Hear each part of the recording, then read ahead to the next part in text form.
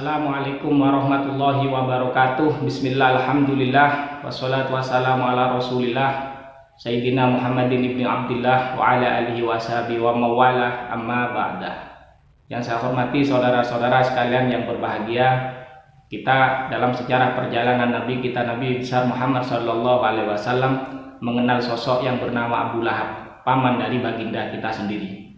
Sosok yang begitu keras di dalam menentang perjalanan dakwah yang diemban oleh Nabi kita, Nabi Muhammad sallallahu alaihi wasallam.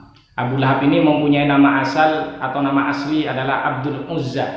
Kemudian mendapat julukan Abu Lahab, Lahab yang artinya menyala-nyala karena memang wajahnya merah menyala-nyala, sehingga mendapat julukan atau lakop Abu Lahab.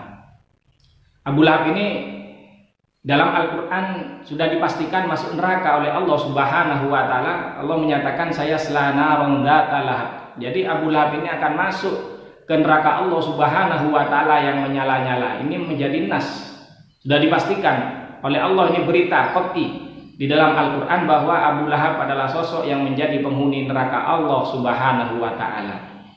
Sering kita mendengar kisah dan cerita perlawanan Abu Lahab terhadap dakwah Nabi kita. Tapi sedikit dari kita, jarang kita mendengar bagaimana akhir episode kehidupan Abu Lahab, bagaimana kematian Abu Lahab. Dan ternyata kisah kematian Abu Lahab ini cukup mengenaskan. Karena apa? Karena pada akhir kehidupannya, akhir hayatnya, Abu Lahab ini ditimpa oleh wabah, ditimpa taun yang dikenal dengan adasa. Adasa ini merupakan benjolan-benjolan kecil yang ada atau terdapat di sekujur tubuh seperti jerawat. Tapi kalau menurut Ibnu Jarir atau Bari dalam tarifnya, adasa ini adalah semacam kurhah, luka yang bernanah. Dan ini merupakan min jinsi taun, termasuk bagian dari taun. Bahkan orang jahiliyah pada waktu itu, ketika ada orang yang mati tertimpa penyakit yang bernama adasa ini, tidak ada yang mau mendekat, tidak ada yang mau memegang, tidak ada yang mau mengurus mayatnya atau jenazahnya. Karena apa? Karena mereka meyakini bahwa ini penyakit yang menular. Ya, hampir sama dengan virus corona yang sekarang melanda negara kita pada akhir-akhir ini. Kita melihat bagaimana pasien corona ketika meninggal, ketika mati, diperlakukan sedemikian rupa.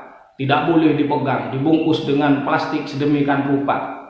Bahkan tidak sedikit yang mati karena kena virus corona ini dibiarkan begitu saja, seperti yang terjadi di berbagai berbagai negara di luar negeri seperti Italia. Bahkan ada yang berhari-hari ada di dalam kamar hingga ada petugas yang datang untuk mengurus jenazahnya. Atau di Kolombia dibiarkan di depan rumah, dibiarkan di pinggir jalan-jalan hingga beberapa hari hingga ada petugas yang datang.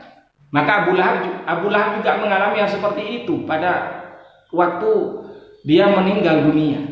Jadi kena penyakit adasa, dan ini termasuk min jinsi taun, termasuk bagian dari jenis taun. Ketika meninggal dunia, ketika mati, maka jasadnya tidak ada yang berani untuk mengurus, dibiarkan begitu saja, terbengkalai, tergeletak hingga lamanya 3 hari.